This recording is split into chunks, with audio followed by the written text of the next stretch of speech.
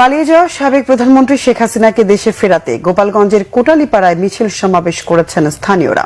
সকালে পৌরসভার 11টি ইউনিয়ন থেকে নেতাকর্মী, সাধারণ মানুষ লাঠিসোঁটা হাতে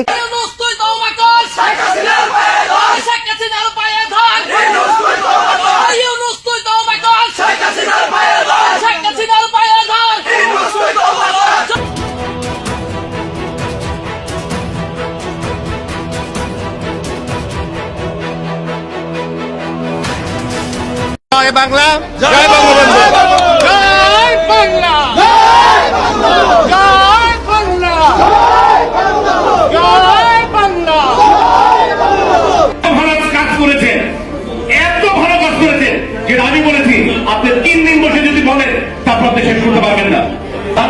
আপনারা যখন আওয়ামী লীগের যে কোনো অনুষ্ঠানে অংশগ্রহণ করেন, অন্যদের না ধুয়ে, অন্যদের ব্যাপারে কথা না বলে নিজেরা কি করেছে, মাননীয় প্রধানমন্ত্রী কি করেছেন, দেশের উন্নয়ন কি কি করেছেন, সেই সব ব্যাপারগুলো তুলে ধরেন। এদিকে বাংলাদেশের হৃৎপিণ্ড স্থান হল সচিবালয়, যেখানে পরিকল্পিতভাবেই এই আগুন লাগিয়ে দিয়েছে বলে গণমাধ্যম থেকে জানা গিয়েছে। কিন্তু কারা এই কাজের সাথে জড়িত আছে তাদের বিচার নিশ্চিত না করেই বৈষম্য বিরোধী ছাত্র আন্দোলনের সমন্বয়করা দেশের সংস্কার করতে চায় বলে সোশ্যাল মিডিয়ায় উঠে এসেছে। আওয়ামী লীগ কর্মীরা বলছেন এই সচিবালয়ে আগুন দিয়েছে উপদেষ্টারা নিজেরাই সমন্বয়কদের সাহায্য নিয়ে। অন্যদিকে আবার বৈষম্য বিরোধী ছাত্র আন্দোলনের সমন্বয়ক সার্জিস আলম বলছেন সচিবালয়ে আগুন পরিকল্পিতভাবেই আওয়ামী লীগ কর্মীরা দিয়েছে।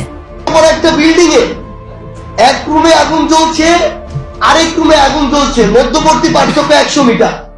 এটা কিভাবে সম্ভব? আগুন নির্দিষ্ট একটা জায়গা থেকে উৎপত্তি হয়ে ধীরে ধীরে ছড়িয়ে পড়বে, এটাই তো হওয়ার কথা ছিল। কিছু তথাকথিত আমলা নামক দাস, শেখ হাসিনার কিছু দালাল স্লোগান দিয়েছে। তাহলে দেশের সাধারণ মানুষ এখন কি ভেবে নিবে? এখানে প্রক্তন দোষী কারা, তারাই কি অবশেষে বেঁচে যাবে বলে মন্তব্য করেন সাধারণ আমজনতা। শুধু তাই নয়, আওয়ামী লীগ হাইব্রিড না যে থেমে যাবে।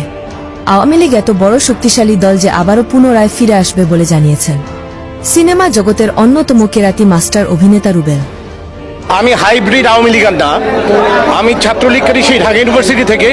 আমাদের প্রধানমন্ত্রী শেখ হাসিনা উনি যে উন্নয়নের অগ্রযাত্রা ধরে রেখেছেন, সেই অগ্রযাত্রায় নিজেকে সামিল করবার জন্যই রুবেল একটি প্রেস মিটিংয়ে বলেন, যারা এই সচিবালয়ে আগুন দিয়েছে তাদের কাউকে আওয়ামী লীগ ছেড়ে দিবে না, এদের বিচার হবে এই দেশের মাটিতে।